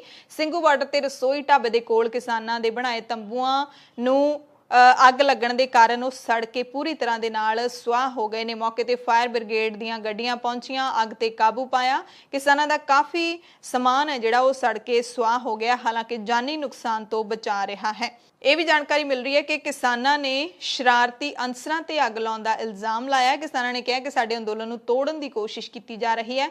ਬਲਦੇਵ ਸਿੰਘ ਸਿਰਸਾ ਕਿਸਾਨ ਲੀਡਰ ਨੇ ਦੋਸ਼ ਲਾਏ ਨੇ ਕਿ ਸਰਕਾਰ ਦੀ ਚਾਲ ਹੈ। ਕਿਸਾਨ ਮੋਰਚੇ ਦੇ 14 ਅਪ੍ਰੈਲ ਵਾਲੇ ਪ੍ਰੋਗਰਾਮ ਤੋਂ ਘਬਰਾ ਕੇ ਜਾਣ-ਬੁੱਝ ਕੇ ਅੱਗ ਲਗਵਾਈ ਗਈ ਹੈ। ਸਿਰਸਾ ਨੇ ਦੋਸ਼ ਲਾਇਆ ਕਿ ਇੱਕ ਤਿਲਕ ਲੱਗਿਆ ਬੰਦਾ ਸੀ ਜਿਸਨੇ ਜਾਣ-ਬੁੱਝ ਕੇ ਇੱਥੇ ਤੀਲੀ ਲਾਈ ਤੇ ਜਦੋਂ ਇੱਕ ਪਾਸੇ ਅੱਗ ਲੱਗੀ ਦੇਖ ਕੇ ਸਾਰੇ ਉਧਰ ਨੂੰ ਭੱਜ ਗਏ ਤਾਂ ਦੂਸਰੇ ਪਾਸੇ ਵੀ ਅੱਗ ਲਾ ਦਿੱਤੀ ਗਈ। 3 ਥਾਵਾਂ ਤੇ ਅੱਗ ਲਾਈ ਗਈ ਹੈ ਤੇ ਪ੍ਰਸ਼ਾਸਨ ਜਾਣਬੁੱਝ ਕੇ ਇਹ ਸਭ ਕਰਵਾ ਰਿਹਾ ਹੈ ਕਿਉਂਕਿ ਅੱਗ ਬੁਝਾਉਣ ਦੇ ਲਈ ਕਿੰਨੀ ਦੇਰ ਤੱਕ ਕੋਈ ਗੱਡੀ ਪਹੁੰਚੀ ਹੀ ਨਹੀਂ ਤੇ ਨੌਜਵਾਨਾਂ ਨੇ ਖੁਦ ਆਪਣੀ ਹਿੰਮਤ ਨਾਲ ਅੱਗ ਤੇ ਕਾਬੂ ਪਾਇਆ। ਇਹ ਕਹਿਣਾ ਹੈ ਕਿਸਾਨ ਲੀਡਰ ਸਿਰਸਾ ਦਾ। ਪੰਜਾਬ ਸਰਕਾਰ ਨੇ ਵਾਢੀ ਦੇ ਮੌਸਮ ਦੌਰਾਨ ਕੋਵਿਡ-19 ਦੇ ਮੱਦੇਨਜ਼ਰ ਖਰੀਦ ਕੇਂਦਰਾਂ ਦੀ ਗਿਣਤੀ ਦੁੱਗਣੀ ਤੋਂ ਵੀ ਵਧਾ ਦਿੱਤੀ ਹੈ। ਮੁੱਖ ਮੰਤਰੀ ਕੈਪਟਨ ਅਮਰਿੰਦਰ ਸਿੰਘ ਨੇ ਖੁਦ ਦੱਸਿਆ ਕਿ ਸੂਬੇ ਦੇ ਵਿੱਚ 1800 ਮੰਡੀਆਂ ਤਾਂ ਪੱਕੀਆਂ ਮੰਡੀਆਂ ਨੇ ਤੇ 1800 ਹੋਰ ਕੱਚੀਆਂ ਮੰਡੀਆਂ ਵੀ ਬਣਾ ਦਿੱਤੀਆਂ ਗਈਆਂ ਨੇ ਤੇ ਇਸ ਵਾਰ 3600 ਮੰਡੀਆਂ ਨੇ ਜਿਹੜੀਆਂ ਉਹ ਬਣ ਚੁੱਕੀਆਂ ਨੇ, ਜੋ ਪਿਛਲੇ ਸਾਲ ਨਾਲੋਂ ਕਾਫੀ ਜ਼ਿਆਦਾ ਨੇ। ਕਿਸਾਨਾਂ ਨੂੰ MSP ਮੁਤਾਬਿਕ ਪੈਸੇ ਮਿਲਣ ਲੱਗ ਗਏ ਨੇ। ਇਸ ਦਾ ਵੀ ਕੈਪਟਨ ਨੇ ਦਾਅਵਾ ਕੀਤਾ ਕਿ ਹੈ ਕਿ ਕਿਸਾਨਾਂ ਨੂੰ ਅਦਾਇਗੀ ਦੇ ਪੱਖੋਂ ਤੰਗੀ ਨਹੀਂ ਹੋਣ ਦਿੱਤੀ ਜਾਏਗੀ ਤੇ ਪਿਛਲੀਆਂ 8 ਫਸਲਾਂ ਸਾਡੀ ਸਰਕਾਰ ਨੇ ਜਿਹੜੀਆਂ ਚੁੱਕੀਆਂ ਨੇ ਕਿਸਾਨਾਂ ਦੀਆਂ, ਉਹਨਾਂ ਦੇ ਵਿੱਚ 48 ਘੰਟਿਆਂ ਦੇ ਅੰਦਰ ਅਸੀਂ ਪੈਸੇ ਦਾ ਭੁਗਤਾਨ ਕਿਸਾਨਾਂ ਨੂੰ ਕਰ ਦਿੱਤਾ ਸੀ ਤੇ ਹੁਣ ਵੀ 48 ਘੰਟਿਆਂ ਦੇ ਵਿੱਚ ਪੂਰੇ ਪੈਸੇ ਕਿਸਾਨਾਂ ਨੂੰ ਦੇ ਦਿੱਤੇ ਜਾਣਗੇ। ਕਿਸਾਨੀ ਅੰਦੋਲਨ ਦੌਰਾਨ ਇੱਕ ਹੋਰ ਕਿਸਾਨ ਮਹਿੰਦਰ ਸਿੰਘ ਦੀ ਤਬੀਅਤ ਵਿਗੜਨ ਤੋਂ ਬਾਅਦ ਮੌਤ ਹੋ ਗਈ। ਕਿਸਾਨ ਪਟਿਆਲਾ ਜ਼ਿਲ੍ਹੇ ਦੇ ਪਿੰਡ ਚਾਸਵਾਲ ਦਾ ਰਹਿਣ ਵਾਲਾ ਸੀ। ਮਹਿੰਦਰ ਸਿੰਘ ਦੀ ਉਮਰ ਕਰੀਬ 65 ਸਾਲ ਸੀ। ਸਿਰਫ 4 ਕੁ ਵਿੱਗੇ ਜ਼ਮੀਨ ਇਸ ਕਿਸਾਨ ਕੋਲ ਸੀ ਤੇ ਕੁਝ ਦਿਨ ਪਹਿਲਾਂ ਹੀ ਦਿੱਲੀ ਧਰਨੇ ਤੋਂ ਵਾਪਸ ਪਰਤੇ ਸੀ। ਭਾਰਤੀ ਕਿਸਾਨ ਯੂਨੀਅਨ ਏਕਤਾ ਡਕੌਂਦਾ ਨੇ ਸਰਕਾਰ ਨੂੰ ਗਰੀਬ ਕਿਸਾਨ ਦੇ ਪਰਿਵਾਰ ਨੂੰ ਬਣਦਾ ਮੁਆਵਜ਼ਾ ਦੇਣ ਦੀ ਮੰਗ ਕੀਤੀ ਹੈ। ਪਟਿਆਲੇ ਦੇ ਵਿੱਚ ਕਿਸਾਨਾਂ ਨੇ 30 ਅਪ੍ਰੈਲ ਨੂੰ ਸ਼ਹਿਰ ਦੇ ਸਾਰੇ ਬਾਜ਼ਾਰਾਂ ਦੇ ਵਿੱਚ ਟਰੈਕਟਰ ਮਾਰਚ ਕੱਢਣ ਦਾ ਐਲਾਨ ਕੀਤਾ ਹੈ। ਕਿਸਾਨ ਪਿਛਲੇ 22 ਦਿਨਾਂ ਤੋਂ ਪਟਿਆਲਾ ਦੇ ਵਿੱਚ ਪੰਜਾਬ ਦੇ ਮੁੱਖ ਮੰਤਰੀ ਕੈਪਟਨ ਅਮਰਿੰਦਰ ਸਿੰਘ ਦੀ ਰਿਹਾਇਸ਼ ਦੇ ਨੇੜੇ YPS ਚੌਂਕ ਦੇ ਵਿੱਚ ਐਕਸਪ੍ਰੈਸ ਵੇ ਦੇ ਲਈ ਘੱਟ ਰੇਟ ਦੇ ਉੱਤੇ ਜਬਰੀ ਜ਼ਮੀਨਾਂ ਐਕਵਾਇਰ ਕਰਨ ਦੇ ਰੋਸ ਵਜੋਂ ਪੱਕਾ ਧਰਨਾ ਲਾ ਕੇ ਬੈਠੇ ਹੋਏ ਨੇ। ਉਹਨਾਂ ਨੇ ਕਿਹਾ ਕਿ 29 ਅਪ੍ਰੈਲ ਤੱਕ ਦੀ ਅਸੀਂ ਚੇਤਾਵਨੀ ਦਿੰਦੇ ਹਾਂ, ਜੇ ਸਰਕਾਰ ਨੇ ਸਾਡੀ ਮੰਗ ਨਹੀਂ ਮੰਨੀ ਤਾਂ 30 ਅਪ੍ਰੈਲ ਨੂੰ ਅਸੀਂ ਪੂਰੇ ਪਟਿਆਲਾ ਸ਼ਹਿਰ ਦੇ ਬਾਜ਼ਾਰਾਂ ਦੇ ਵਿੱਚ ਟਰੈਕਟਰ ਮਾਰਚ ਕੱਢਾਂਗੇ। ਸੋ ਕੈਪਟਨ ਅਮਰਿੰਦਰ ਸਿੰਘ ਦਾ ਦਾਅਵਾ ਕਰ ਰਹੇ ਨੇ ਕਿ 48 ਘੰਟਿਆਂ ਦੇ ਅੰਦਰ ਕਿਸਾਨਾਂ ਨੂੰ ਫਸਲਾਂ ਦੀ ਅਦਾਇਗੀ ਹੋ ਜਾਏਗੀ। ਪਰ ਕਣਕ ਦੀ ਖਰੀਦ ਲਈ ਜਿਹੜੇ ਆਨਲਾਈਨ ਪੋਰਟਲ ਸ਼ੁਰੂ ਕੀਤੇ ਨੇ, ਉਹਨਾਂ ਦੇ ਵਿੱਚ ਕਣਕ ਫਸਣ ਕਾਰਨ ਕਿਸਾਨ ਮੰਡੀਆਂ ਦੇ ਵਿੱਚ ਰੁਲ ਰਹੇ ਨੇ। ਜਿੰਨਾ ਚਿਰ ਕਿਸਾਨਾਂ ਦੀ ਸਾਰੀ ਜਾਣਕਾਰੀ ਪੋਰਟਲ ਤੇ ਅਪਲੋਡ ਨਹੀਂ ਹੁੰਦੀ, ਉਦੋਂ ਤੱਕ ਉਹਨਾਂ ਦੀ ਫਸਲ ਦੀ ਬੋਲੀ ਹੀ ਨਹੀਂ ਹੁੰਦੀ। ਇਸੇ ਕਾਰਨ ਸੂਬੇ ਵਿੱਚ ਜਿੰਨੀਆਂ ਮੰਡੀਆਂ ਨੇ ਉਹਨਾਂ ਵਿੱਚ ਕਣਕਾਂ ਦੇ ਢੇਰ ਲੱਗਣੇ ਸ਼ੁਰੂ ਹੋ ਗਏ ਨੇ ਤੇ ਕਣਕ ਚੁੱਕੀ ਜਾ ਨਹੀਂ ਰਹੀ, ਯਾਨੀ ਕਿ ਕਣਕ ਦੀ ਖਰੀਦ ਹੋ ਨਹੀਂ ਰਹੀ। ਜ਼ਿਲ੍ਹਾ ਲੁਧਿਆਣਾ ਤੋਂ ਖਾਸ ਖਬਰ ਹੈ, ਜਿੱਥੇ 30,000 ਵਿੱਚੋਂ ਮਹਿਜ਼ 5,000 ਮੀਟ੍ਰਿਕ ਟਨ ਕਣਕ ਦੀ ਖਰੀਦ ਹੀ ਹੋ ਸਕੀ। ਲੁਧਿਆਣਾ ਦੇ ਕਿਸਾਨ ਆਨਲਾਈਨ ਪੋਰਟਲ ਦੇ ਚੱਕਰ ਦੇ ਵਿੱਚ ਪੈਸਿਆਂ ਤੋਂ ਵਾਂਝੇ ਨੇ। ਇਹ ਸਮੱਸਿਆ ਹੋਣੀ ਹੀ ਹੋਣੀ ਸੀ ਕਿਉਂਕਿ ਆਨਲਾਈਨ ਜਿਹੜਾ ਸਿਸਟਮ ਹੈ ਉਹਦੇ ਨਾਲ ਕਿਸਾਨ ਜਿਹੜਾ ਮਤਲਬ ਸੰਬੰਧਿਤ ਨਹੀਂ ਹੈਗੇ, ਉਹਨਾਂ ਨੂੰ ਪਤਾ ਨਹੀਂ ਹੈ ਕਿ ਆਨਲਾਈਨ ਪੋਰਟਲ ਦੇ ਉੱਤੇ ਕਿਵੇਂ ਉਹਨਾਂ ਨੇ ਆਪਣੀ ਸਾਰੀ ਜਾਣਕਾਰੀ ਦਰਜ ਕਰਵਾਉਣੀ ਹੈ। ਜੇ ਉਹ ਕਿਸੇ ਤੋਂ ਕਰਵਾਉਂਦੇ ਨੇ, ਕਿਤੇ ਨਾ ਕਿਤੇ ਕਮੀਆਂ ਖਾਮੀਆਂ ਰਹਿ ਜਾਂਦੀਆਂ ਨੇ, ਸਕਸੈਸਫੁਲ ਨਹੀਂ ਹੋ ਪਾਉਂਦੀ। ਇਸ ਕਰਕੇ ਇਸ ਸਿਸਟਮ ਦੇ ਵਿੱਚ ਹਾਲੇ ਤੱਕ ਕੋਈ ਜਿਹੜਾ ਕਾਮਯਾਬੀ ਨਹੀਂ ਮਿਲ ਪਾ ਰਹੀ। ਸਰਕਾਰ ਨੂੰ ਇਹ ਸਿਸਟਮ ਤੈਅ ਕਰਨਾ ਚਾਹੀਦਾ ਸੀ ਕਿ ਜਿੰਨੇ ਵੀ ਕਿਸਾਨ ਨੇ ਉਹਨਾਂ ਦੀ ਆਨਲਾਈਨ ਪੋਰਟਲ ਦੇ ਉੱਤੇ ਜਾਣਕਾਰੀ ਦਰਜ ਕਰਨ ਦੇ ਲਈ ਹਰ ਸ਼ਹਿਰ ਦੇ ਵਿੱਚ, ਹਰ ਜ਼ਿਲ੍ਹੇ ਦੇ ਵਿੱਚ ਟੀਮਾਂ ਨੇ ਜਿਹੜੀਆਂ ਉਹ ਤਾਇਨਾਤ ਕਰਨੀਆਂ ਚਾਹੀਦੀਆਂ ਸੀ ਤਾਂ ਕਿ ਕਿਸਾਨਾਂ ਨੂੰ ਦਿੱਕਤ ਨਾ ਆਉਂਦੀ। ਦਰਅਸਲ ਕਿਸਾਨਾਂ ਨੂੰ ਫਸਲ ਵੇਚਣ ਤੋਂ ਪਹਿਲਾਂ ਆਨਲਾਈਨ ਪੋਰਟਲ ਤੇ ਆਪਣਾ ਆਧਾਰ ਕਾਰਡ, ਬੈਂਕ ਖਾਤਾ, ਮੋਬਾਈਲ ਨੰਬਰ ਤੇ ਹੋਰ ਜ਼ਰੂਰੀ ਜਾਣਕਾਰੀ ਅਪਲੋਡ ਕਰਨੀ ਪੈਂਦੀ ਹੈ। ਕਰੋਨਾ ਦੀ ਗੱਲ ਕਰ ਲਈਏ ਤਾਂ ਪ੍ਰਧਾਨ ਮੰਤਰੀ ਨਰਿੰਦਰ ਮੋਦੀ ਨੇ ਐਲਾਨ ਕੀਤਾ ਸੀ ਕਿ 11 ਤੋਂ 14 ਅਪ੍ਰੈਲ ਤੱਕ ਕਰੋਨਾ ਉਤਸਵ ਹੈ ਜਿਹੜਾ ਉਹ ਪੂਰੇ ਦੇਸ਼ ਦੇ ਵਿੱਚ ਮਨਾਇਆ ਜਾਏਗਾ, ਜਿਸ ਦੌਰਾਨ ਵੱਧ ਤੋਂ ਵੱਧ ਟੀਕਾਕਰਨ ਕੀਤਾ ਜਾਏਗਾ। ਪਰ ਪੰਜਾਬ ਇਸ ਮਸਲੇ ਦੇ ਵਿੱਚ ਰੋਜ਼ਾਨਾ ਟੀਚਾ ਵੀ ਪੂਰਾ ਨਹੀਂ ਕਰ ਸਕਿਆ। ਪੰਜਾਬ ਆਪਣੇ ਰੋਜ਼ਾਨਾ ਦੇ 2 ਲੱਖ ਟੀਕੇ ਲਾਉਣ ਦੇ ਟੀਚੇ ਨੂੰ ਇੱਕ ਦਿਨ ਵੀ ਮੁਕੰਮਲ ਨਹੀਂ ਕਰ ਸਕਿਆ 11 ਤੋਂ 14 ਅਪ੍ਰੈਲ ਤੱਕ। 4 ਦਿਨਾਂ ਦੇ ਉਤਸਵ ਦੌਰਾਨ ਰੋਜ਼ਾਨਾ ਦੇ ਅੰਕੜੇ 1 ਲੱਖ ਟੀਕਿਆਂ ਨੂੰ ਵੀ ਪਾਰ ਨਹੀਂ ਕਰ ਸਕੇ। 7 ਅਪ੍ਰੈਲ ਨੂੰ ਪੰਜਾਬ ਦੇ ਮੁੱਖ ਮੰਤਰੀ ਕੈਪਟਨ ਅਮਰਿੰਦਰ ਸਿੰਘ ਨੇ ਸੂਬੇ ਵਿੱਚ ਰੋਜ਼ਾਨਾ 2 ਲੱਖ ਵੈਕਸੀਨ ਲਾਉਣ ਦਾ ਐਲਾਨ ਕੀਤਾ ਸੀ, ਪਰ ਇਹ ਜਿਹੜਾ ਟੀਚਾ ਪੂਰਾ ਨਹੀਂ ਹੋ ਪਾ ਰਿਹਾ। ਤੇ ਇਹਨਾਂ ਅੰਕੜਿਆਂ ਤੋਂ ਬਾਅਦ ਮੁੱਖ ਮੰਤਰੀ ਕੈਪਟਨ ਅਮਰਿੰਦਰ ਸਿੰਘ ਨੇ ਟੀਕਾਕਰਨ ਦੀ ਰੋਜ਼ਾਨਾ ਗਿਣਤੀ ਵਧਾ ਕੇ 2 ਲੱਖ ਕਰਨ ਦੇ ਮੁੜ ਤੋਂ ਹੁਕਮ ਦੇ ਦਿੱਤੇ ਨੇ। ਕੈਪਟਨ ਨੇ ਅਪ੍ਰੈਲ ਦੇ ਅੰਤ ਤੱਕ 45 ਸਾਲ ਤੋਂ ਵੱਧ ਉਮਰ ਦੇ 2 ਲੱਖ ਲੋਕਾਂ ਨੂੰ ਰੋਜ਼ਾਨਾ ਟੀਕਾ ਲਾਉਣ ਦੇ ਹੁਕਮ ਦਿੱਤੇ ਨੇ। ਉਹਨਾਂ ਨੇ ਘਰੇਲੂ ਇਕਾਂਤਵਾਸ ਦੇ ਮਾਮਲਿਆਂ ਵਿੱਚ ਵਿਅਕਤੀਗਤ ਤੌਰ ਤੇ ਨਿਗਰਾਨੀ ਨੂੰ ਹੋਰ ਪ੍ਰਭਾਵੀ ਢੰਗ ਨਾਲ ਅਮਲ ਦੇ ਵਿੱਚ ਲਿਆਉਣ ਲਈ ਇੱਕ ਵਿਸ਼ੇਸ਼ ਕੰਟਰੋਲ ਰੂਮ ਸਥਾਪਿਤ ਕਰਨ ਦਾ ਐਲਾਨ ਵੀ ਕੀਤਾ ਹੈ। ਕੈਪਟਨ ਅਮਰਿੰਦਰ ਸਿੰਘ ਨੇ ਰਿਵਿਊ ਬੈਠਕ ਦੇ ਵਿੱਚ ਇਹ ਵੀ ਕਿਹਾ ਹੈ ਪੁਲਿਸ ਵਿਭਾਗ ਨੂੰ ਕਿ ਪੁਲਿਸ ਵਿਭਾਗ ਮੈਰਿਜ ਪੈਲਸਾਂ ਸਮੇਤ ਜਨਤਕ ਥਾਵਾਂ ਤੇ ਕੋਵਿਡ ਸੰਬੰਧੀ ਹਦਾਇਤਾਂ ਦਾ ਪਾਲਣ ਨਾ ਕਰਨ ਵਾਲੇ ਲੋਕਾਂ ਨੂੰ ਟੈਸਟਿੰਗ ਦੇ ਲਈ ਲੈ ਕੇ ਜਾਣ। ਜਿਹੜੇ ਕੋਵਿਡ ਦੇ ਨਿਯਮਾਂ ਦੀ ਉਲੰਘਣਾ ਕਰਨਗੇ ਉਹਨਾਂ ਦਾ ਟੈਸਟ ਜ਼ਰੂਰ ਹੋਏਗਾ। ਕੈਪਟਨ ਨੇ ਕਿਹਾ ਕਿ ਜੇਕਰ ਉਹ ਲੋਕ ਸਹਿਮਤ ਹੋਣ ਤੇ ਯੋਗ ਹੋਣ ਤਾਂ ਉਹਨਾਂ ਤੇ ਬਿਨਾਂ ਕਿਸੇ ਦਬਾਅ ਦੀ ਵਰਤੋਂ ਕੀਤਿਆਂ ਟੀਕਾ ਵੀ ਲਾਇਆ ਜਾਵੇ। ਕੈਪਟਨ ਨੇ ਫੂਡ ਕਿੱਟਾਂ ਵੰਡਣ ਦੀ ਵੀ ਸ਼ੁਰੂਆਤ ਕੀਤੀ ਜੋ ਉਹਨਾਂ ਮਰੀਜ਼ਾਂ ਨੂੰ ਮੁਹੱਈਆ ਕਰਵਾਈਆਂ ਜਾਣਗੀਆਂ ਜੋ ਲੋੜਵੰਦ ਨੇ, ਜਿਨ੍ਹਾਂ ਨੂੰ ਕਰੋਨਾ ਰਿਕਵਰੀ ਦੌਰਾਨ ਆਪਣਾ ਰੁਜ਼ਗਾਰ ਚਲੇ ਜਾਣ ਕਰਕੇ ਵੱਡੀ ਮਾਰ ਪਈ ਹੈ। ਕੈਪਟਨ ਨੇ ਕਿਹਾ ਕਿ ਇਹ ਕਿੱਟਾਂ ਮਰੀਜ਼ ਦੇ ਪੋਜ਼ਿਟਿਵ ਪਾਏ ਜਾਣ ਤੇ ਉਸੇ ਦਿਨ ਉਸ ਮਰੀਜ਼ ਤੱਕ ਪਹੁੰਚਾਈਆਂ ਜਾਣ। ਰਾਸ਼ਨ ਕਿੱਟ ਵਿੱਚ 10 ਕਿਲੋ ਕਣਕ ਦਾ ਆਟਾ, 2 ਕਿਲੋ ਕਾਲੇ ਛੋਲੇ ਤੇ 2 ਕਿਲੋ ਖੰਡ ਹੋਵੇਗੀ। 26 ਜਨਵਰੀ 2021 ਨੂੰ ਦਿੱਲੀ ਦੇ ਵਿੱਚ ਕਿਸਾਨ ਟਰੈਕਟਰ ਪਰੇਡ ਦੇ ਦੌਰਾਨ ਸ਼ਹੀਦ ਹੋਣ ਵਾਲੇ ਨੌਜਵਾਨ ਨਵਰੀਤ ਸਿੰਘ ਦੇ ਨਾਲ ਜੁੜੀ ਇੱਕ ਵੱਡੀ ਖਬਰ ਹੈ ਕਿ ਦਿੱਲੀ ਹਾਈ ਕੋਰਟ ਨੇ ਨਵਰੀਤ ਸਿੰਘ ਦੇ ਪਰਿਵਾਰ ਨੂੰ ਪੋਸਟਮਾਰਟਮ ਤੇ ਐਕਸ-ਰੇ ਰਿਪੋਰਟਾਂ ਦੇ ਸੰਬੰਧ ਵਿੱਚ ਮਾਹਿਰਾਂ ਦੀ ਸਲਾਹ ਲੈਣ ਦੇ ਲਈ ਸਮਾਂ ਦੇ ਦਿੱਤਾ ਹੈ। ਜਸਟਿਸ ਯੋਗੇਸ਼ ਖੰਨਾ ਨੇ ਦਿੱਲੀ ਪੁਲਿਸ ਨੂੰ ਕਿਹਾ ਹੈ ਕਿ ਉਹ ਪਰਿਵਾਰ ਨੂੰ ਉਸੇ ਥਾਂ ਦੀ ਸੀਸੀਟੀਵੀ ਫੁਟੇਜ ਦੇਖਣ ਦੀ ਇਜਾਜ਼ਤ ਦੇਵੇ ਜਿੱਥੇ ਇਹ ਘਟਨਾ ਵਾਪਰੀ ਸੀ। ਅਦਾਲਤ ਨੇ ਇਸ ਮਾਮਲੇ ਦੀ ਅਗਲੀ ਸੁਣਵਾਈ 26 ਜੁਲਾਈ ਤੇ ਪਾ ਦਿੱਤੀ ਹੈ। ਨਵਰੀਤ ਸਿੰਘ ਦੇ ਦਾਦਾ ਹਰਦੀਪ ਸਿੰਘ ਡਿਬਡਿਬਾ ਦੀ ਪਟੀਸ਼ਨ ਤੇ ਸੁਣਵਾਈ ਕਰਦਿਆਂ ਅਦਾਲਤ ਨੇ ਸਿਹਤ ਸਕੱਤਰ ਨੂੰ ਨਵਰੀਤ ਸਿੰਘ ਦੀ ਐਕਸ-ਰੇ ਦੀ ਜਾਂਚ ਲਈ ਚਿਕਿਤਸਾ ਤੇ ਫੋਰੈਂਸਿਕ ਮਾਹਿਰਾਂ ਦੇ ਬੋਰਡ ਦਾ ਗਠਨ ਕਰਨ ਦੇ ਲਈ ਵੀ ਕਿਹਾ। ਇਸ ਤੋਂ ਪਹਿਲਾਂ ਨਵਰੀਤ ਸਿੰਘ ਦੇ ਦਾਦਾ ਦੇ ਵੱਲੋਂ ਪੇਸ਼ ਵਕੀਲ ਨੇ ਪੁਲਿਸ ਕਾਰਵਾਈ ਸੰਬੰਧੀ ਸਮਾਂ ਮੰਗਿਆ ਸੀ। ਮੁੱਖ ਮੰਤਰੀ ਕੈਪਟਨ ਅਮਰਿੰਦਰ ਸਿੰਘ ਦੇ ਸ਼ਹਿਰ ਪਟਿਆਲਾ ਦੇ ਵਿੱਚ BSNL ਟਾਵਰ ਤੇ ਜਿਹੜੇ 2 ਬੇਰੁਜ਼ਗਾਰ ਅਧਿਆਪਕ ਚੜੇ ਹੋਏ ਨੇ ਰੋਸ ਪ੍ਰਦਰਸ਼ਨ ਦੇ ਵਜੋਂ ਰੁਜ਼ਗਾਰ ਦੀ ਆਸ ਦੇ ਵਿੱਚ, ਰੁਜ਼ਗਾਰ ਦੀ ਮੰਗ ਦੇ ਵਿੱਚ ਉਹ ਲਗਾਤਾਰ 26 ਦਿਨ ਦੇ ਬਾਅਦ ਵੀ ਟਾਵਰ ਦੇ ਉੱਤੇ ਹੀ ਡਟੇ ਬੈਠੇ ਨੇ।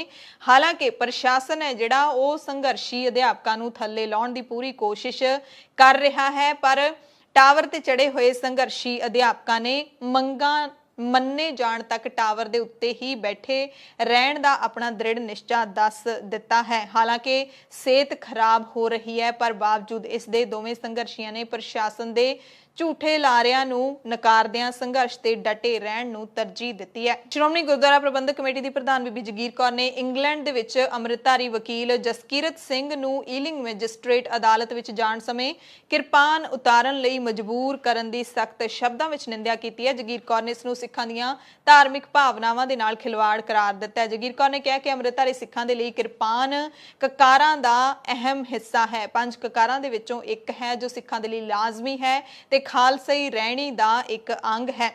ਜਗੀਰ ਕੌਰ ਨੇ ਕਿਹਾ ਕਿ ਸਿੱਖ ਕੌਮ ਹਮੇਸ਼ਾ ਵਿਸ਼ਵ ਸ਼ਾਂਤੀ ਅਤੇ ਮਨੁੱਖਤਾ ਦੀ ਭਲਾਈ ਲਈ ਸਦਾ ਯਤਨਸ਼ੀਲ ਰਹੀ ਹੈ। ਹਰ ਮੁਲਕ ਦੇ ਵਿੱਚ ਸਿੱਖਾਂ ਨੇ ਆਪਣੀ ਮਿਹਨਤ ਸਦਕਾ ਉੱਚੇ ਮੁਕਾਮ ਹਾਸਲ ਕੀਤੇ ਨੇ ਅਤੇ ਆਰਥਿਕਤਾ ਦੇ ਵਿੱਚ ਵੀ ਵੱਡਾ ਯੋਗਦਾਨ ਪਾਇਆ ਹੈ ਤੇ ਜਿਹੜੇ ਸਿੱਖ ਵਿਦੇਸ਼ਾਂ ਦੇ ਵਿੱਚ ਸਰਕਾਰਾਂ ਦਾ ਵੀ ਹਿੱਸਾ ਬਣੇ ਹੋਏ ਨੇ ਬਹੁਤ ਸਾਰੇ ਮੁਲਕਾਂ ਦੇ ਵਿੱਚ ਤੇ ਦੇਸ਼ ਭਰ ਵਿੱਚ ਅੰਮ੍ਰਿਤਧਾਰੀ ਸਿੱਖ ਕਿਰਪਾਨ ਸਮੇਤ ਆਪਣੇ ਕਕਾਰ ਪਹਿਨ ਕੇ ਵਿਚਰਦੇ ਨੇ ਤੇ ਇੰਗਲੈਂਡ ਅੰਦਰ ਕਿਰਪਾਨ ਪਹਿਨਣ ਕਰਕੇ ਸਿੱਖ ਨੌਜਵਾਨ ਨੂੰ ਪਰੇਸ਼ਾਨ ਕਰਨਾ ਬਹੁਤ ਹੀ ਗਲਤ ਹੈ। ਜਗੀਰ ਕੌਰ ਨੇ ਸਿੱਖਾਂ ਨਾਲ ਹੁੰਦੀ ਵਿਤਕਰੇਬਾਜ਼ੀ ਨੂੰ ਰੋਕਣ ਲਈ ਭਾਰਤ ਸਰਕਾਰ ਨੂੰ ਤੁਰੰਤ ਲੋੜੀਂਦੀ ਕਾਰਵਾਈ ਕਰਨ ਦੀ ਅਪੀਲ ਵੀ ਕੀਤੀ ਹੈ। ਅਮਰੀਕਾ ਤੋਂ ਖਬਰ ਹੈ ਜਿੱਥੇ ਇੱਕ ਸੰਸਦ ਮੈਂਬਰ ਨੇ ਵਿਸਾਖੀ ਦੇ ਤਿਉਹਾਰ ਦੀ ਅਹਿਮੀਅਤ ਨੂੰ ਮਾਨਤਾ ਦੇਣ ਅਤੇ ਵਿਸਾਖੀ ਦਾ ਦਿਹਾੜਾ ਮਨਾਉਣ ਵਾਲਿਆਂ ਦੇ ਲਈ ਪ੍ਰਤੀਨਿਧ ਸਭਾ ਦੇ ਵਿੱਚ ਇੱਕ ਪ੍ਰਸਤਾਵ ਪੇਸ਼ ਕੀਤਾ। ਸੰਸਦ ਮੈਂਬਰ ਜੌਨ ਗਾਰਾਮੈਂਡੀ ਨੇ ਸਦਨ ਦੇ ਵਿੱਚ ਵਿਸਾਖੀ ਪ੍ਰਸਤਾਵ ਨੂੰ ਮੁੜ ਤੋਂ ਪੇਸ਼ ਕਰਨ ਦੌਰਾਨ ਕਿਹਾ ਕਿ ਇਹ ਪ੍ਰਸਤਾਵ ਵਿਸਾਖੀ ਦੇ ਤਿਉਹਾਰ ਦੀ ਇਤਿਹਾਸਿਕ, ਸੱਭਿਆਚਾਰਕ ਅਤੇ ਧਾਰਮਿਕ ਮਹੱਤਤਾ ਨੂੰ ਸਵੀਕਾਰ ਕਰਦਾ ਹੈ। ਵਿਸਾਖੀ ਸਿੱਖਾਂ, ਹਿੰਦੂਆਂ ਤੇ ਬੁੱਧ ਧਰਮ ਦੇ ਲੋਕਾਂ ਲਈ ਬਸੰਤ ਦੇ ਮੌਸਮ ਦੀ ਫਸਲ ਦੀ ਕਟਾਈ ਦਾ ਤਿਉਹਾਰ ਹੈ। ਇਹ ਸਿੱਖਾਂ ਦਾ ਵੀ ਨਵਾਂ ਸਾਲ ਹੁੰਦਾ ਹੈ। 1699 ਦੇ ਵਿੱਚ ਗੁਰੂ ਗੋਬਿੰਦ ਸਿੰਘ ਦੇ ਵੱਲੋਂ ਖਾਲਸਾ ਪੰਥ ਦੀ ਸਥਾਪਨਾ ਕੀਤੇ ਜਾਣ ਦੀ ਯਾਦ ਵੀ ਤਾਜ਼ਾ ਕਰਦਾ ਹੈ। ਪ੍ਰਸਤਾਵ ਪੇਸ਼ ਕਰਨ ਵਾਲੇ ਸੰਸਦ ਮੈਂਬਰ ਗਾਰਾਮੈਂਡੀ ਸਦਨ ਦੇ ਸਿੱਖ ਕਾਕਸ ਦੇ ਉਪ ਮੁਖੀ ਵੀ ਹਨ। ਇਸੇ ਨਾਲ ਹੀ ਭਾਰਤੀ ਮੂਲ ਦੇ ਅਮਰੀਕੀ ਸੰਸਦ ਮੈਂਬਰ ਰੋ ਖੰਨਾ ਨੇ ਭਾਰਤੀ ਸੰਵਿਧਾਨ ਦੇ ਨਿਰਮਾਤਾ ਡਾਕਟਰ ਭੀਮ ਰਾਓ ਅੰਬੇਦਕਰ ਦੀ 130ਵੀਂ ਜਯੰਤੀ ਦੇ ਮੌਕੇ ਉਹਨਾਂ ਦੇ ਸਨਮਾਨ ਦੇ ਵਿੱਚ ਲਗਾਤਾਰ ਦੂਜੇ ਸਾਲ ਪ੍ਰਸਤਾਵ ਪੇਸ਼ ਕੀਤਾ। ਇਸ ਦਾ ਟੀਚਾ ਦੁਨੀਆ ਭਰ ਦੇ ਨੌਜਵਾਨ ਆਗੂਆਂ ਨੂੰ ਅੰਬੇਦਕਰ ਦੇ ਸਮਾਨਤਾ ਦੇ ਨਜ਼ਰੀਏ ਤੋਂ ਪ੍ਰੇਰਿਤ ਕਰਨਾ ਸੀ। ਪੰਜਾਬ ਦੀਆਂ ਖਾਸ ਖਬਰਾਂ ਦੇ ਖਾਸ ਬੁਲੇਟਿਨ ਦੇ ਵਿੱਚ ਤੁਹਾਡੇ ਸਭ ਤੋਂ ਇਜਾਜ਼ਤ ਚਾਹੁੰਦੇ ਹਾਂ। ਤੁਸੀਂ ਸਾਰੇ ਆਪਣਾ ਧਿਆਨ ਰੱਖਿਓ। ਧੰਨਵਾਦ।